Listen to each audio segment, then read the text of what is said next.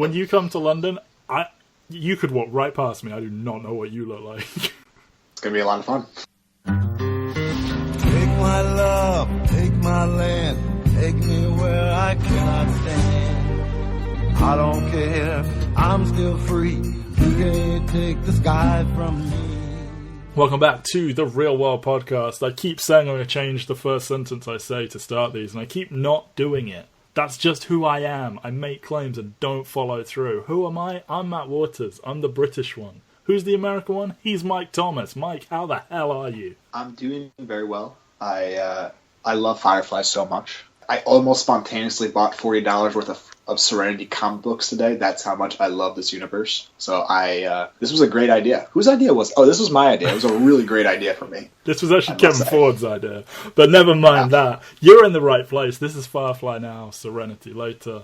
This is our Firefly and Serenity. Obviously, it's in the title. Podcast mini-series. This is what we will be talking about for several weeks. And I'm really enjoying it, even though we've only done one and however many minutes of this one now. It's a lot of fun to be watching back. And unlike with X-Men and Batman, there really is a definitive end to this one.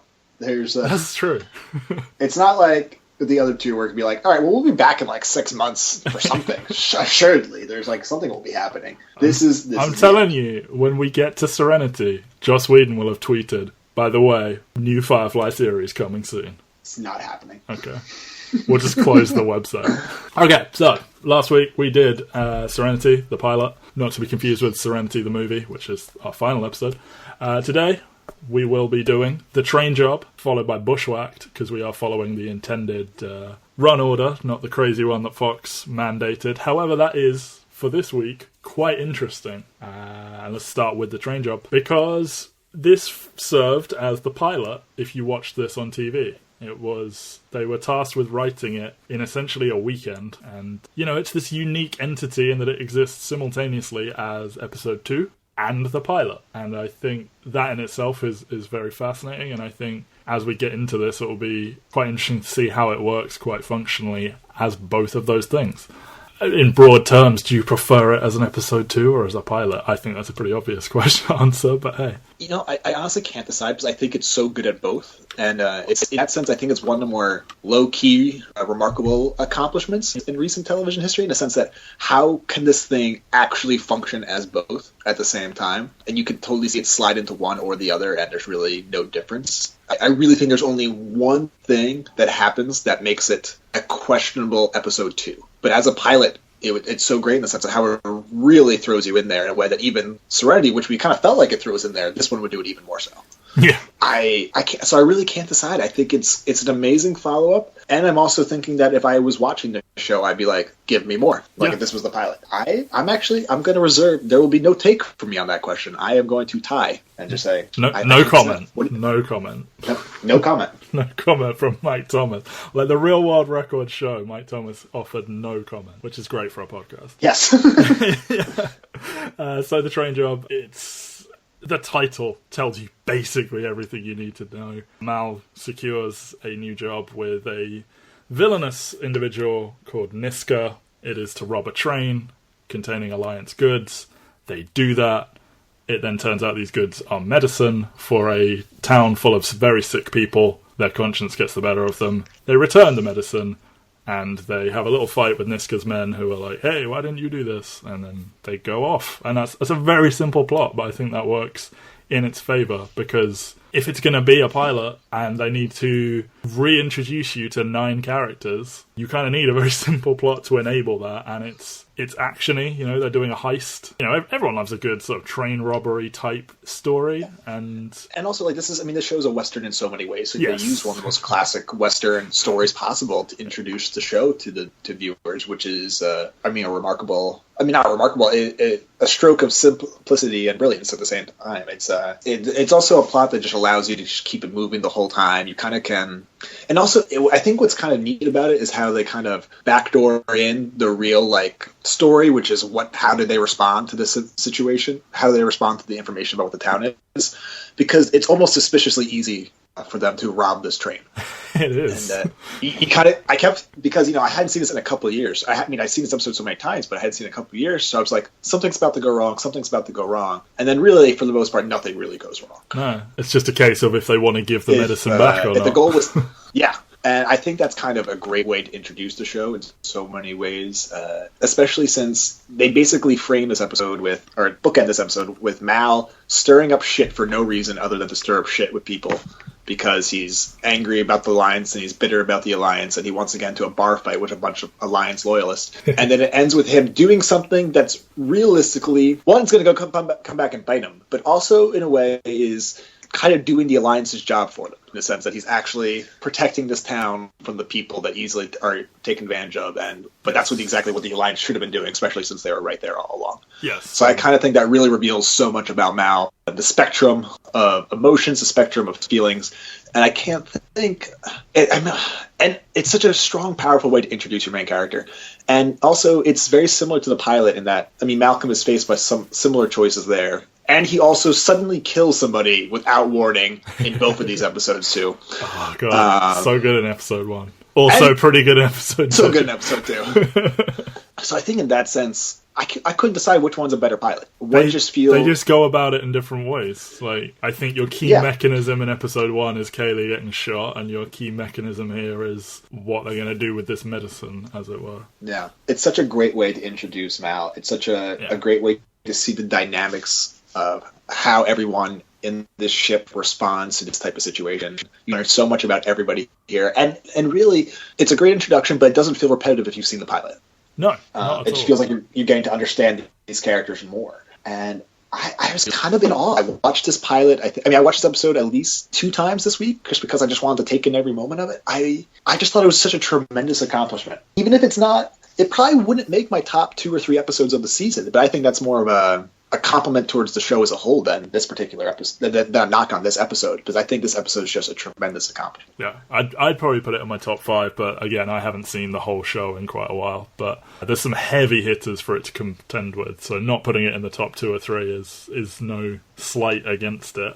Yeah, it's great. They essentially swap out the Battle of Serenity Valley for the bar fight. It communicates the same stuff. You get... It's, oh, hey, Mal and Zoe were on the losing side of a war. They don't like the Alliance. You learn who they are quite quickly, and then, you swap out the rest of that episode for the train job and all that. I feel they name drop the Alliance a lot here, in a way they didn't in Serenity, where I feel like every couple of minutes it's, the Alliance. Really try and put them in the heads of the audience a bit. That felt quite very pilot-y to me. Mal calling Book, he calls him Shepherd Book out loud, and I feel you either call him Book or Shepherd, or it felt weird, him saying Shepherd Book. Yeah. And that was an obvious instance where they're repiloting. Kaylee again complains about the compression coil, because that will be important later. I liked that they put that detail in the pilot, and I like that because they got forced to make a new one, they decided to keep that in there because that will pay off. To me, the most notable one of that is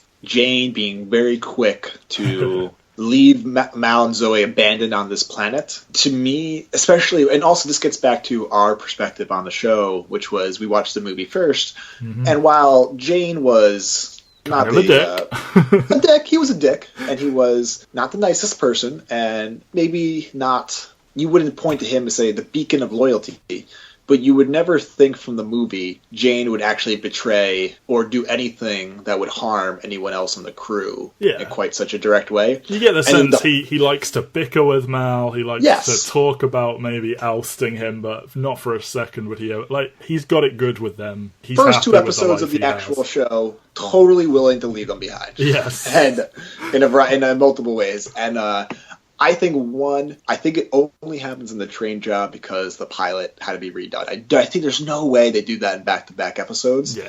And it made me think just wow, and they're foreshadowing a major episode later on this season. That's why they're doing it. Yeah. And I think they had to get that foreshadowing in there. Yes. Otherwise it would have made less sense.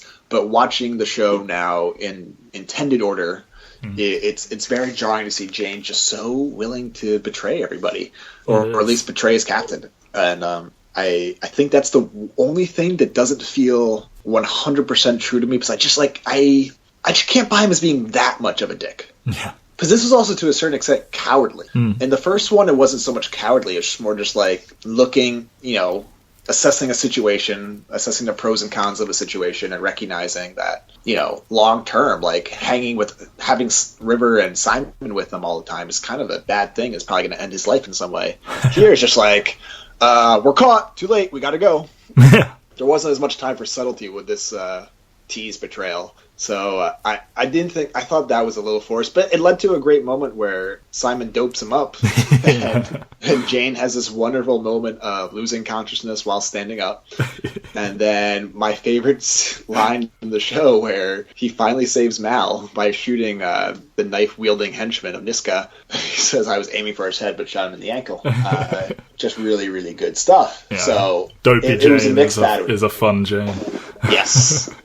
But yeah, I thought that didn't seem quite right that he was once again portraying Mal. Yeah. But, that's what happens. Yes.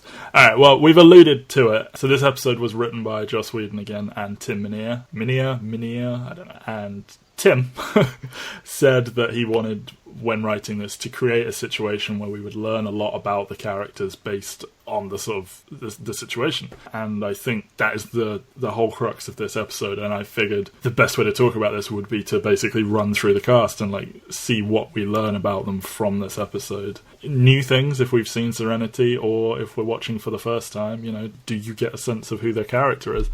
Obviously, some of these people have a lot more to do in this episode than others, so it may sound like this is going to take hours, but it will get shorter. So, obviously, starting with Mal, the network were very adamant about making him more likable than he was in Serenity. I don't know if he was necessarily not likable, but he's definitely far more charismatic here, a little bit more jokey than he was in episode. Very quippy.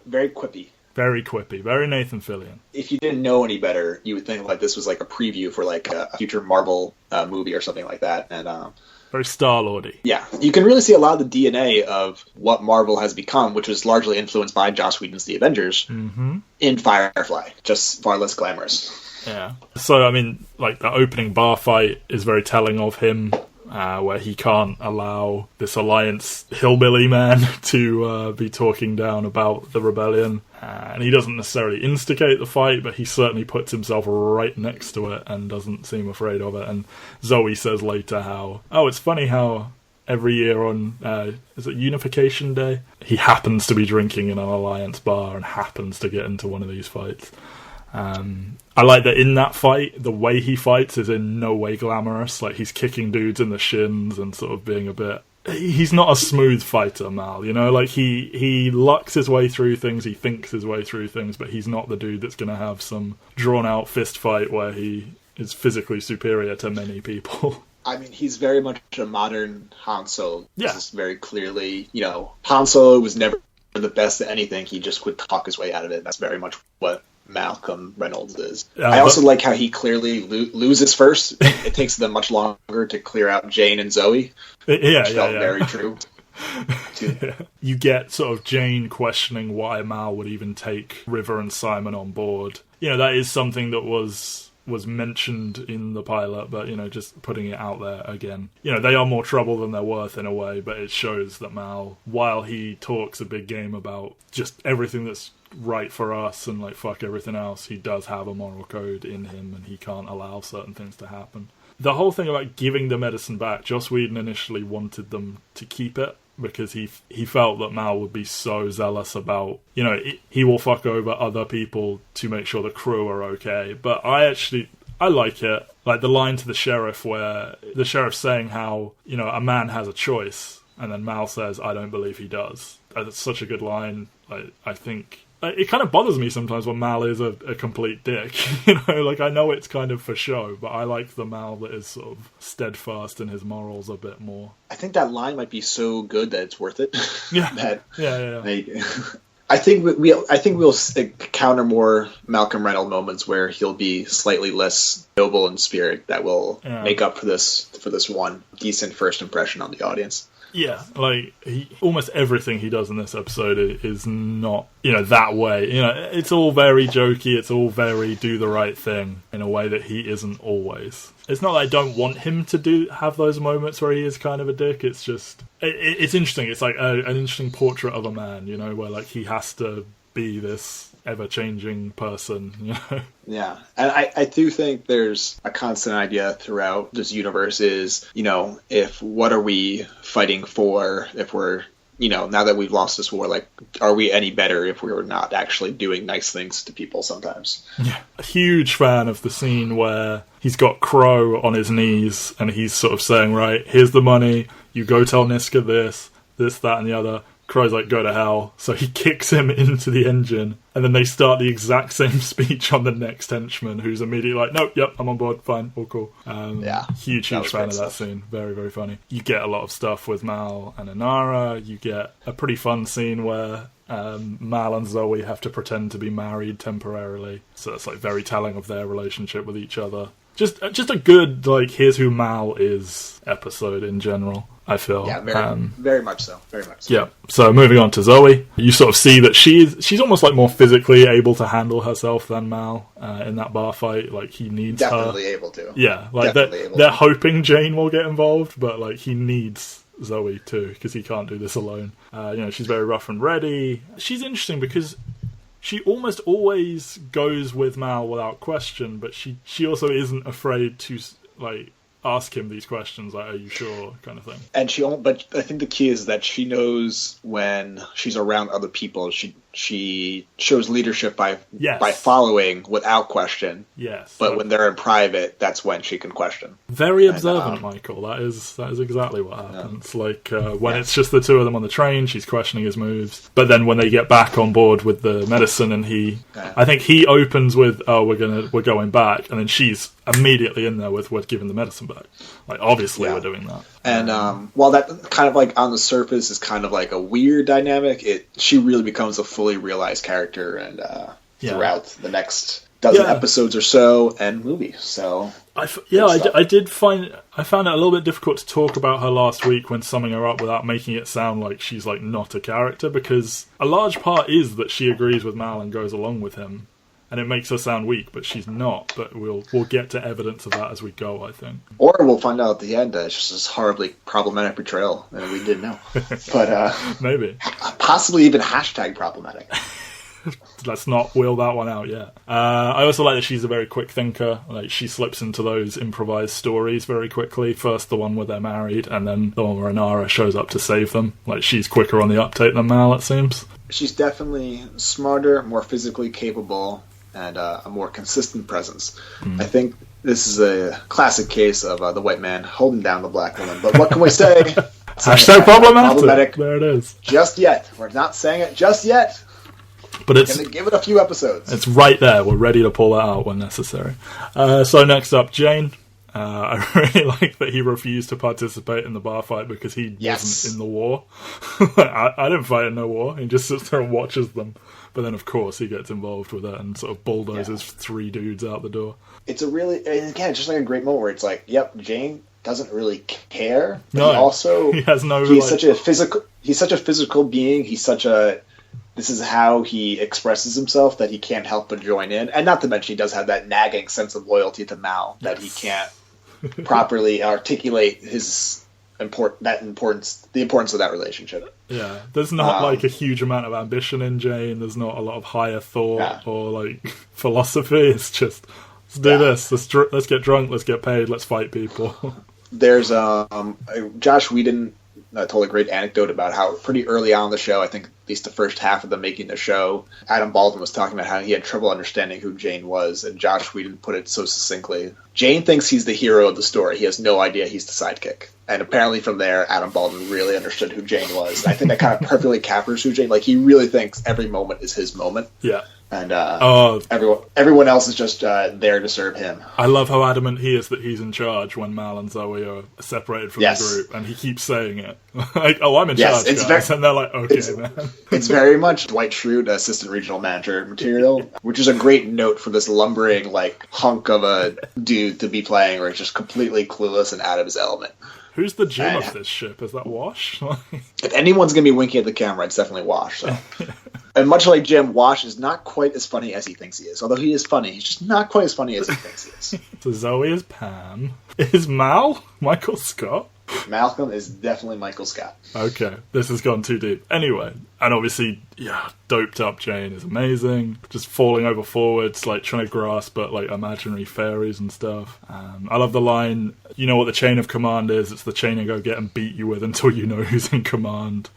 Great line. Yeah, he has some of the best dialogue in the whole show, but then he has to be a d-bag as well occasionally, just to be like, by the way, Mal is our hero. Let's not kid ourselves there. And then you've also got stuff like him wanting to hand River over to make their lives easier to, profit from that. So just so you don't get too distracted in his one-liners, he is a dick who wants to sell out River.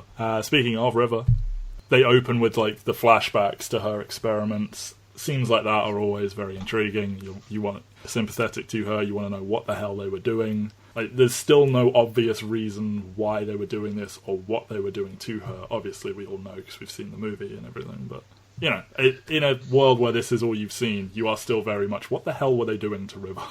Yeah, and also the big thing with that is that she sounds like she's crazy throughout most of the episode, yes. And but she's always right. At the end, it's revealed that she is not entirely spitting out nonsense. She keeps saying 2 by 2 hands of blue, 2 by 2 hands of blue, mm-hmm. and it reveals that there are 2 government agent people after Simon and River, and they literally have blue gloves on, mm-hmm. so they are 2 by 2 hands of blue. Apparently the story behind those 2 guys, is that the network wanted some like X-Files supernatural shit, and that is what Joss Whedon came up with. Yeah, and there was supposed to be like 100 of them, but they just kept. Oh, really? Yeah, these 2 dudes, Jeff Ricketts and Dennis Cockrum, like they were in the pilot and they were supposed to never be in it again. They were going to cast more and make it look like there's a whole network of these dudes, but then because of some circumstances or other, they ended up coming back, and it just became, well, I guess these are the 2 dudes. Yeah, and they are 2 of the 5 guest actors that appeared more than once in this brief season. Everybody else is a one-and-done type character. Yes. Summer Glau does a good job selling that. Like, she's frail and crazy, but potentially very gifted. I really like when Simon's talking to her, she physically takes cover from words he's saying. It's very... like a very subtle thing, but it sells that she's not all there. And then stuff like Simon has to remind her where they even are, and then she spouts off all the specifications of the ship, and Mal remarks, even I don't remember all of that. But yeah, she's a very slow burn, River. Yes. From memory, it gets a little bit annoying how like the length they go to emphasize she's a bit crazy, or is she? And it takes a bit long for them to make good on it, but that may just be my memory of it. Yeah, they do at least like wisely keep her on the sidelines for a lot of it. Like, it's not like she's the main character really ever at any point. And there's very few episodes I think that center around her. But once again, it is jarring going from the movie where she's basically like this superhero level of character to helpless, frail little woman on the sideline. Yes, we will get a little bit of that towards the end of the season, but for now, yes, she is very much the broken little woodland creature drifting through, sounding crazy. Her brother Simon, his primary focus is always River, and in pretty much every instance it's make sure River's okay first and then deal with everything else. Him sort of wanting to help out with the train job but not knowing what he can do, only for Jane to sort of come in and sort of object to the idea that he would be part of the crew. Like, Jane still sees River and Simon, and possibly Book. I don't actually know Jane's feelings on Book right now. Maybe that will come up, but he sees... I think they have a couple moments later on. I'm almost positive of it. Okay. But he sees them very much as your passengers. You're not part of this crew. Simon seems to want to endear himself to the crew however he can. He's not quite sure how, because he's still very much focused on River, and you get the impression that second he feels they need to cut and run, they're gone. So you get the sense Simon is very torn. You also get the great moment where he sort of makes the executive decision to drug Jane, and he's being a little bit belligerent. Very, very good Simon moment, I feel. And this is something where I feel this works better as an episode 2. When he's patching Mal up at the end, you get this sort of nod of approval from Mal about him drugging Jane and everything. And there's not really any tension between Mal and Simon in this episode, I don't think. Whereas episode 1, there very much is. And then sort of towards the end, they sort of soften towards each other. And I feel if you go from that to this, you get that nice moment where Mal is seemingly saying, "You're alright, kid. I like you," sort of thing. Because Simon's odd because he's sort of young, but his sort of knowledge base makes him seem like one of the older characters, so he's sort of caught in between. And he's from a different world from them, so they sort of talk down to him. But I do like that little scene between him and Mal. Yeah, I think there's a lot of great stuff with Simon. Just I think he's one of the more underrated characters on this show because he can feel like an afterthought because he's sort of he's like River's caretaker, and River is the interesting character, but he's got the boring role. Yeah. He's got the least like sexy role, but. Even the Preacher is sexier than him because he used to clearly be a badass. Yeah. But really, I think it just speaks to that he might literally still be the least interesting character in the show, and he's incredibly interesting. So it's a really good show, people. It is quite good. Speaking of the Preacher that used to be a badass, Buck, again, he is sort of an exposition character where him getting to know the crew, I guess because of his spiritualism, he wants to create a bond with them all. It lets us bond with the crew, so him pointing out that Simon's a good person, and then pointing out that Mal is a good person for taking Simon on board, and questioning if Mal is just this sort of anything for the money, anything for the job, or if he is truly a good man. I like that quite a lot. He continues to talk to Anara about what they all do. Those two in particular seem to be they have good conversations because they seem the two sort of spiritual members, the philosophical members of the group. I enjoy it when they sort of exchange ideas. And he, of course, continues to draw attention to, as if it weren't immediately obvious, the relationship between Mal and Anara. The scene where he wants to help, but he doesn't want to actively participate. I'm a big fan of that. Like, you get the inner turmoil of Shepherd Book and sort of the continued teasers to his past. And you always get this impression that he is actively suppressing whatever he used to be and saying, no, I'm a preacher now, I have to be a preacher. And you get more hints at that because he seems to know Niska, the guy that they're working for. But, more decent stuff from Book. Yeah, it's with him, it's going to be so frustrating because we never quite got there. No. With River, we have a whole movie. With Shepherd Book, we have a 50-page comic book that... Yeah. I may never read, so it's always going to feel a little shortchanged with him, unfortunately. But approaching it from the perspective where we don't know where this is all going, continuing to tease it. Good stuff. Well, I think. Yes, good stuff. If anything, it's teased better than the River stuff. Yeah, kind of. Like, he's less annoying. Yeah. So Anara, I feel most of her stuff in this episode. Well, no, there is a little bit of other stuff, but there's a lot of Mal and Anara sort of flirting with each other, her being the big sister to Kaylee and doing her hair and all that. But there's also, you get when she walks in to save them at the end when they're being held by the sheriff, it does a very good job of showing companions aren't, as Mal calls them, whores. Like, they are clearly something special and different in this world. They are treated like royalty almost, because she walks in with the paperwork and everything and everyone's staring at her, and the sheriff is almost talking to her like she's a superior officer or something, like, oh, anything you need, whatever. I like that touch. Yeah, and what's funny is that doesn't, like, now, what role would that even be in modern society now? Like, who could enter a room? Who could enter a room and just command respect like that? I mean, like, maybe a general? Like, I don't know. But even that really doesn't really hold up. I don't know. It's a fascinating dynamic. It feels somewhat antiquated that anyone could walk into a room and just immediately command that kind of level of, well, let's all get on our knees. Yeah, she is treated with this sort of half regal, half religious level of respect. Reverence. Yeah, reverence is a good word for it, definitely. And I do like that she takes a more active role here, because she's one of the more passive characters in the show. And I like when she's in the thick of it. I think the show's better for it. Yes, sure. Her walking in and sort of slapping Mal, and like, the ongoing Mal and Anara thing, like, that's a fun moment, and her reveling in bossing him about and sort of telling him to be quiet. I like that fun side of her, for sure. Wash doesn't do a lot here, but there's still something.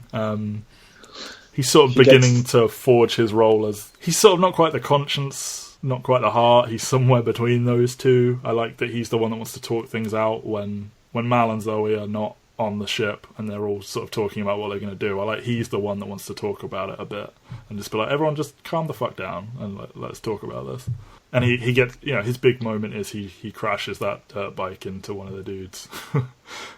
Yes. His sort of action moment. He is the sort of cunning one. Him and Mal are kind of like that, where they come up with some sort of Jack Sparrow-esque way to turn a situation in their favour. Yeah, what he lacks in physical ability, he makes up in spirit, so to speak. And yes, he does it very well. Plus, he gets to be funny. He does. And Alan Tudyk, he said how he never gets to physically save Zoe, even though that's like what he would want to do. And like that's about as close as he gets in the series, I would say. Yeah, yeah, I think so. He's got a couple of big episodes to come, but he does. Yeah, this is one of my favorites. And finally, Kaylee. So most of her stuff is she has a crush on Simon. She's endlessly charming. Like when she smiles, hearts melt. She's very optimistic for the plan. She trusts Mal. Yeah, I mean, not a lot for Kaylee here, but again, more good stuff to come, I would say. Yeah, it's you just kind of get a brief sense of her. This is not a big Kaylee episode, but once again, everyone really but Book and River get some big episodes this season, so you can't really complain all that much. Indeed, you can't. And I mean, that's the whole crew, but I guess the other thing they reintroduce here is the Alliance, and they do it. I think they go further with it than they do in Serenity. Like you see the people in the reused Starship Trooper uniforms, you see some of higher command, you get a better sense of like what their general vibe is. Like they're very bureaucratic, disinterested in small issues, like they're more concerned with other stuff. And then you get the blue-handed dudes at the end to have the sort of level of mystery and whatnot. That will increase in our next episode, which we will be talking about in a minute. I feel they make the Alliance a little bit more front and center instead of just they're the guys we were fighting in the war episode in the war scene in the first episode. They seem to try and set them up as they're the guys we're going to be fighting a lot. Yeah, which is funny because that never really happens, at least in the show. And if anything, they seem less frightening after our next episode, in the sense of how easily not escape them, but just it is weird.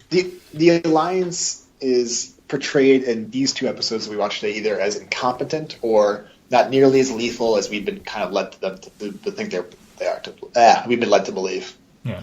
I mean, they just have more resources, more numbers. They're everywhere. Like you feel they control things on so many levels that it's not that they're physically all that scary or hard to evade. It's just they're everywhere. Yeah, this is not like the Vader, like in the Empire situation. This is the Republicans have gotten control of the galaxy for a bit too long. Yes. So that I feel that's the train job. Unless you want to say anything more about the episode. No, I just want to reiterate, like, it's just kind of like a marvel of an accomplishment in a lot of ways, just because of how it was. You can watch this episode right after the pilot, or you can watch this episode first. And I really don't think anyone could be lost watching it. It's hard for me to say that because I never did that, obviously, and not only that, but I saw the movie first multiple times. But I really do strongly believe that if you watch this episode or the pilot first, you would be interested in the show. Mm-hmm. A lot of fun, moves very quickly, a lot going on. Everyone gets a small moment, as we've just said. Dudes get shot, dudes get kicked into engines, there's a menacing villain, there's two menacing villains, and the Alliance. What more could you want? Mal is nice, Mal is quippy, good stuff. So episode 3, let's move on to that. Bushwhacked, written and directed by Tim Minear, sort of co-creator of Firefly with Joss Whedon. I think Joss Whedon came up with it with some other dude who didn't want to take it further, and then he brought Tim Minear over from Angel to help out with the show. So this one, they come across a derelict ship, they board it for resources, they quickly discover that everyone on board was slaughtered by Reavers, except for one survivor who they take aboard. Things are made worse when the Alliance show up, and Simon and River have to hide, obviously, because the Alliance are constantly looking for Simon and River. The whole crew are interrogated, but then when that lone survivor wakes up and starts murdering people because he's turning into a Reaver, they sort of have to let Mal go deal with it, and because he saves the life of this Alliance commander, they let them go in a very straight... That's what Mike was talking about a minute ago, I feel.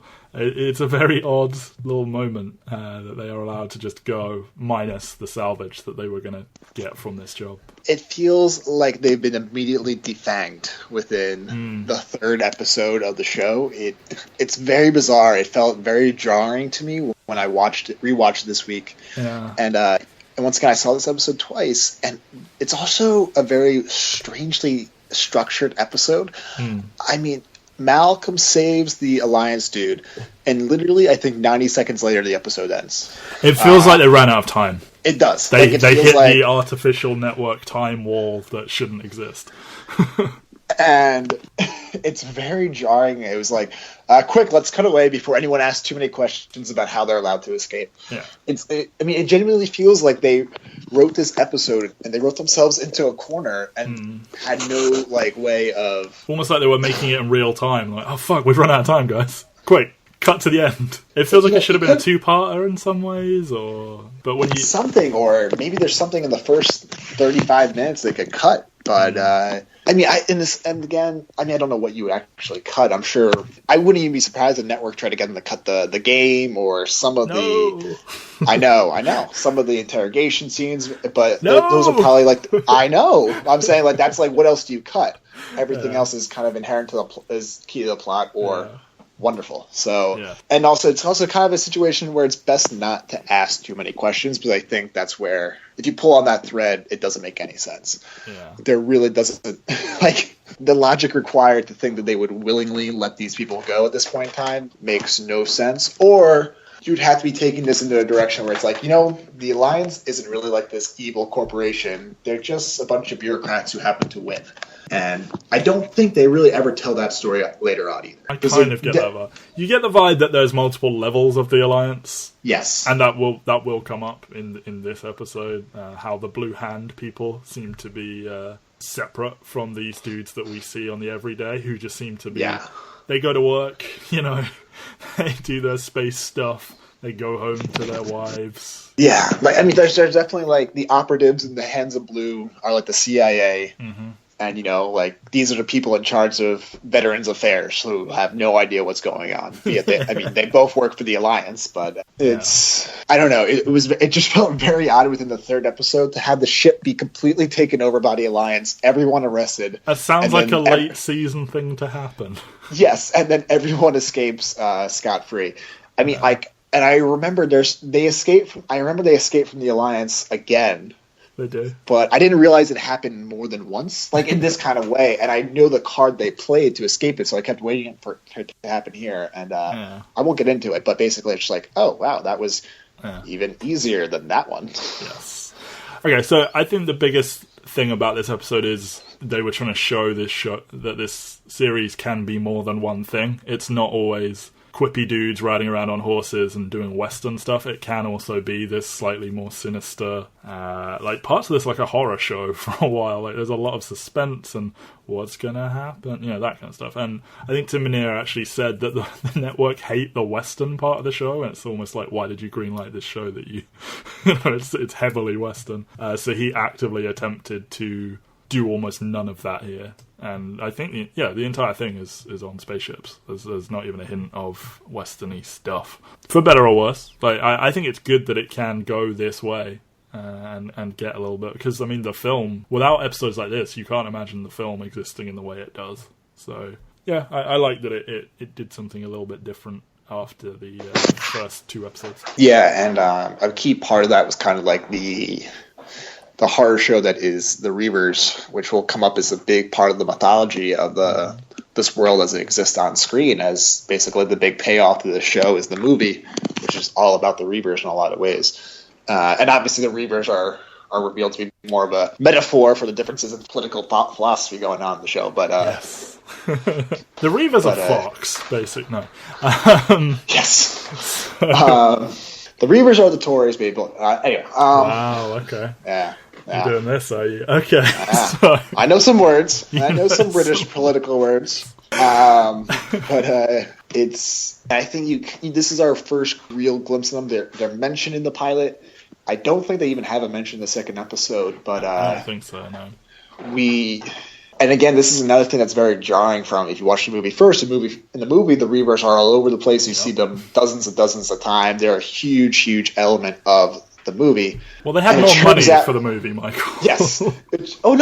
I'm not complaining. I'm just like, this was kind of just jarring. I won't forget what it was like watching the show. I'm just like, slow build. Oh, the Reavers never appear, and it was a really smart. I'm sure it was a fiscally smart decision and creatively smart decision in the sense that you're building them up as this truly terrifying force, but you don't have to reveal them. If anything, the mystery kind of adds to what you imagine them to be is almost definitely worse than what they end up being in some ways. So, yeah, definitely. And here with the whole story of this basically guy who was taken to the edge of space, metaphorically, and then that's how the Reavers kind of make new Reavers, whether they realize it or not, is kind of a fascinating idea. I'm not sure how well logically it holds up, but, still a pretty fascinating idea. Yeah.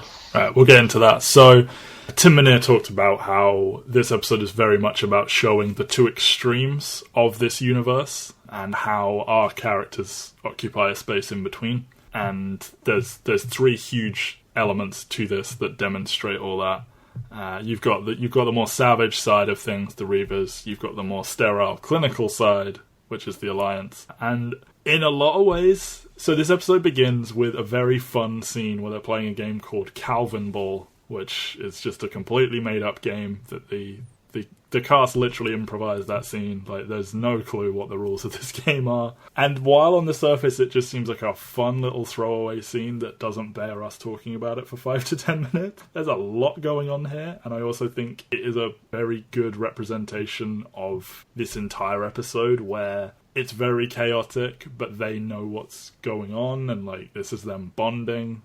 And yeah, like Simon as a literal outsider watching them play it and saying, they don't seem to be playing by any civilized rules I've ever come across. But then Anara is very much like, they know what they're doing, and we're very far from civilization. So it's just really good. Like you see the chemistry of the cast as they're just fucking around having genuine fun. You get stuff like Anara, because she is sort of more regal than them. She's become an outsider from this, and then she's talking to Simon for exposition as they watch this game happen. Book is involved, which plays into his whole, he's not just a preacher, because like you almost wouldn't expect him to be getting involved in this sort of, the six of them just sort of fucking around in their downtime kind of thing. I like that Jane's leg is bandaged during this scene because he got shot in the train job. It's just a nice, small bit of attention to detail.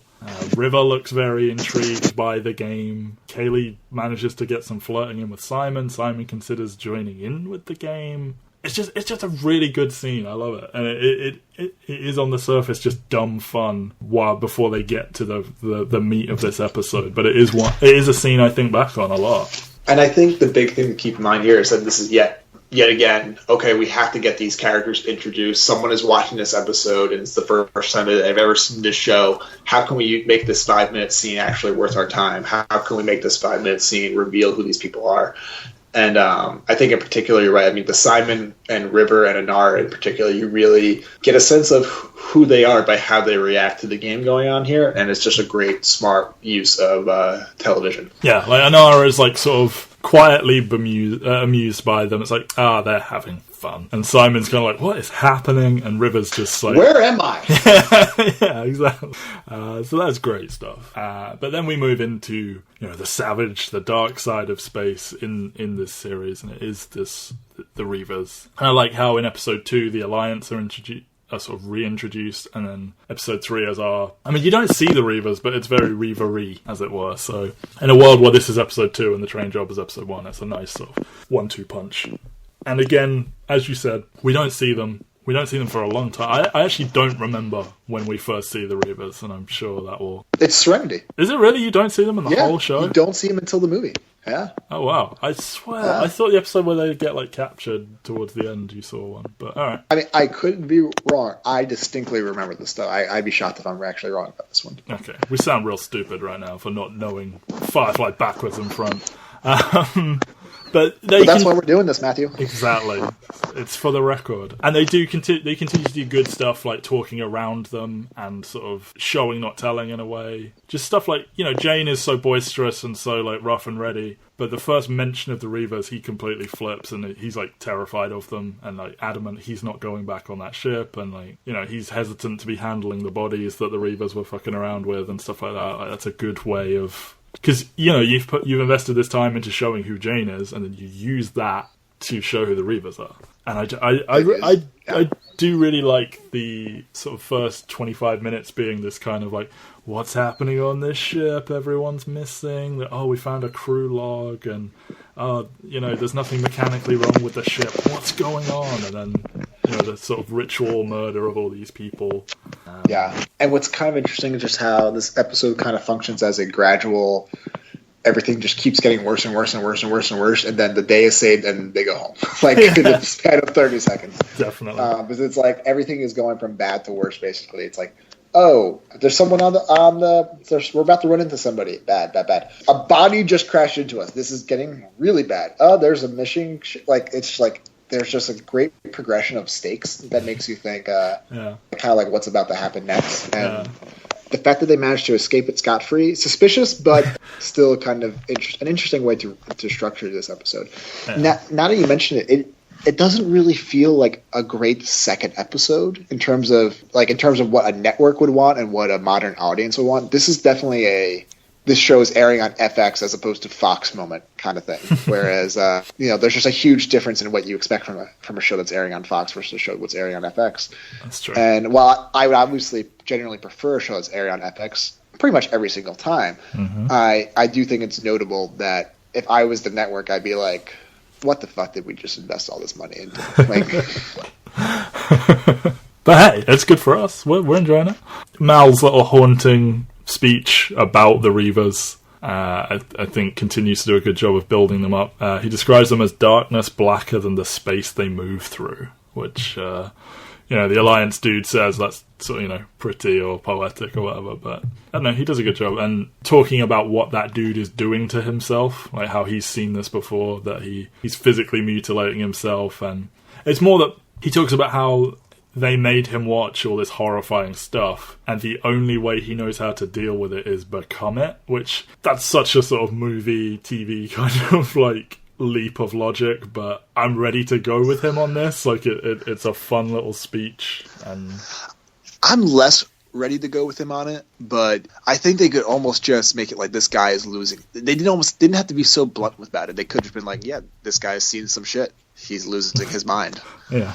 I don't think they had to be so directly like, he's becoming a Reaver right now. He's changing physically. He has the Reaver virus. Yes. Because that kind of makes it...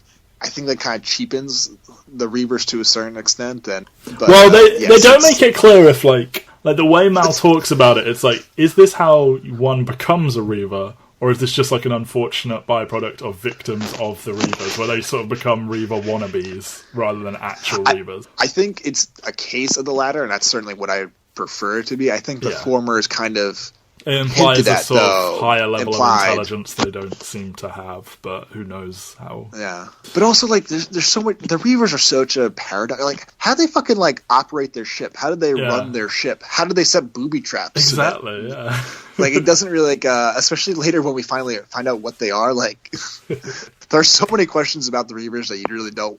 It's another thread you really don't want to pull out. Don't pull out that thread. So, we go from the Reavers to the Alliance... in the same episode, like this massive juxtaposition where their ship is so white and sort of everything is clean and its bureaucracy gone mad, and they're almost too civilized. I think that's the way it's talked about, in that, the Reavers have gone so far away from civilization, and then the Alliance, it's like oppressive civilization, as it were. And, immediately they want to write this ship up for not having the right markings on the ship and all that. The classified info on River that they can't even access. Just all this sort of, you must have level blah blah blah clearance and all that kind of stuff. They're the men in the black suits. They're just the sort of annoying, just too much bureaucracy type people. I also, this may just be in my head. It may just be like the actors they were able to get. But my interpretation is a lot of the members of the Alliance we've seen so far are younger than they seem like they should be, and it seems like it's on purpose to make them seem more obnoxious, kind of thing. Like, this commander dude, he's obviously not, like, in his 20s, but I don't know, just I feel like a lot of them are quite young. Yeah, that's actually an interesting point. I never considered that before. There's definitely not an old stuffiness to them or anything like that. Like, this is all 30s and 40s people. I mean, people in their 30s and 40s for the most part. This is not, Governor Tarkin, running things or anything like that. But yeah, it's weird. The Alliance is so weird. Especially when you watch. I mean, it's kind of good how they're what's that? What's the word? But anyway, they're kind of demystified a bit after Serenity, before Serenity. Yeah, they're an afterthought in the film. I feel like they're an annoyance. And you kind of only know them through the operative, who is basically the fucking Terminator of human beings. Yeah. So you kind of think like this alliance is essentially the Empire, and they're really not. Yeah. They're so aggressively boring. Yeah. I do kind of like this Commander Harkin character a bit. I think he's played decently, and I like his little conversations with Mal. Oh yeah, and it's not to say, when I say boring, I mean just like, they're not like the content is boring. It's just like, this is not some Uber thing that we should be terrified of. No. And if anything, like, Malcolm seems like a bit over the top in his characterization of them. Yeah, well, he holds his grudges. Yes. And yeah. So not only do you get this, here are the Reavers, here are the Alliance, here's the space the show will exist in. These are our two opposite ends of the scale. We've talked about it before, how they keep remaking the pilot. That is facilitated by, in a very quick fashion, this interrogation scene where they interrogate every member of the crew, minus River and Simon, who are hiding outside the ship. And it's just a very effective way to just either remind you or sort of, if you weren't paying attention, tell you for the first time who all these people are. So you've got like the guys asking Inara why she would want to be on board, and she's basically explaining her relationship with the crew. Zoe and Wash talking about their marriage, with Zoe being stoic, and then Wash immediately, hilariously, just sort of breaking into why he finds Zoe so attractive and talking about having sex with her and stuff. That's very funny. Kaylee babbling about engineering. Jane just sort of staring the dude down, sort of rubbing his own arm. Book sort of trading sort of veiled comments and philosophies and answering questions with questions, that kind of thing.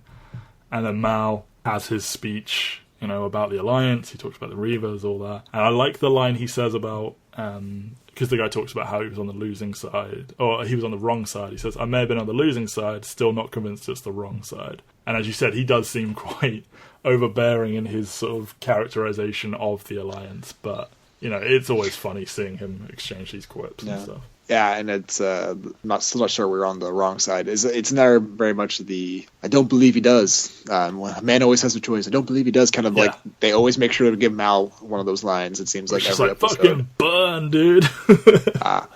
But the interrogation scene is really great. I think I feel like Whedon's at his. I mean, I know he didn't write this episode. I feel like Whedon and Whedon properties are at their best in those kind of like small moments that are not apocalyptic in any way, and just kind of very, very human and humorous and quippy. Yeah, I feel like that's his wheelhouse. Yeah, and all the other stuff is just facilitates these moments. Yeah, I don't know. It's probably one of the best scenes in the whole show, to be honest, just in terms of humor. Yeah, and so obviously Simon and River aren't interrogated because they're outside, but I feel this episode, it's a very good Simon episode. He has a lot, considering what's actually happening, he does quite a lot in this one. They start with his sort of, he's outside looking in at the game. He's considering joining in the game. He has this whole fear of space. He's very nervous to be wearing the suit and walking around and all that. It's very humbling, sort of gives him a sympathetic quirk. It lets Jane be a dick to him about it and sort of tease him, and he also says that him and River are basically space trash that has latched onto them. So it lets Jane be Jane. He gets briefly paired up with Kaylee, so you continue to tease that out. His unfamiliarity, when they're on the ship, he's very unfamiliar with the concept of sort of raiding another ship. Whereas Kaylee seems like completely down to earth with it, as if this is something she does every day. So it sort of shines a light on who the crew are as well as who he is. Yeah, and which is also a great callback to the last episode where he's asking, so what are we up to today? And Kaylee's like, crime! Yes. We're about to commit crime! Yeah. And also Simon putting on the suit and doing it all wrong was really great stuff. And, and I like the little moment where, because their solution to hide River and Simon is they put on these spacesuits and they literally cling to the edge of the ship while the Alliance search the entire inside of it. And obviously Simon is terrified, but then River looks the most free and joyous that she perhaps will ever look in the show, certainly for a while. And when they get back inside and she's like, can we go again? And it's like a genuine, she's elated. And I love the little moment. Simon gives her just this small look where it's kind of like he's happy for a second to see her happy. And it's great acting by Sean Meyer, I think, in that moment. Yeah, it's a good little progression for his character. Because I think he needs to pick his spots because he's not getting many of them. Yeah, and I think, also by design, he can't be in the thick of most of the action. His job, their job is basically to hide on the ship, and bring as little attention to themselves as possible. So he's only going to get a series of these small moments. And I really think at this point, the biggest accomplishment for the show is how much you are invested and love these characters already, and how everyone at this point has gotten just a little bit to do so that you feel like you're getting to know them better after all 3 episodes or all 2 episodes, as the case was. Yes. That's kind of the episode. I mean, we said up front, it feels like it ends quite flat. I think that robs it of a lot of what it was building over the course of it, because I think a lot of this build is good, and then just to have that pulled away like that, it's like, oh. It's not that it wastes what they were doing, it's unfortunate that they didn't stick the landing on this episode. Yeah, I mean, the suddenness at which Malcolm kills him is kind of... It's like, Mal's gonna have to go first, and potentially only Mal can do this, and it's like he just kills the dude. It felt very flat. I think that was the right word for it, Matt. And also it's also the third straight episode where Malcolm's just had to kill a guy that, relatively speaking, probably didn't deserve to be didn't earn a death sentence in that particular moment. That's true. So there's very much a... that's just a thing. We should probably keep track of that. It's how many episodes does Malcolm just straight up kill a person who probably did not deserve to die at that moment in time? Well, there's a big one coming up in a few episodes, but oh god, I really can't remember, so I'm very excited for the killing. For the killing, American, very happy, very excited for the killing. So that will do it for this week, I guess. We will have 2 more episodes talked about in our next podcast episode next week. Yes. Go to soundcloud.com/Mike and Matt. Go to entertherealworld.com. That's 2 E's in real, by the way. We never really spell that out for you, but no, we don't. I mean, if you're listening to this, you can probably physically see it, but just in case, go to those places. Yes, and listen to things, read things. More lists are on the way. Everyone loves lists. Mike emailed me 2 lists that I have to contribute to soon, and I will be doing that. I want to make it easier for you. Thank you. Always thinking of me. Thank you very much. Yes. And now you can think about more Firefly, because I'll let you watch more. I know you're desperate to just marathon straight through this, but I really want to keep watching. Well, although I think now that I realize I have time to watch each episode probably twice in a week, I'm going to start listening to the commentaries again. I want to do that, but I never have the time. But maybe I will next time. But yeah. Basically, Firefly now. Serenity late? Huh? Bye, everyone. Huh? Huh? That's the name of the show? Huh? Yeah. Take me out to the black. Tell them I ain't coming back. Burn the land and boil the sea. You can't take the sky from me.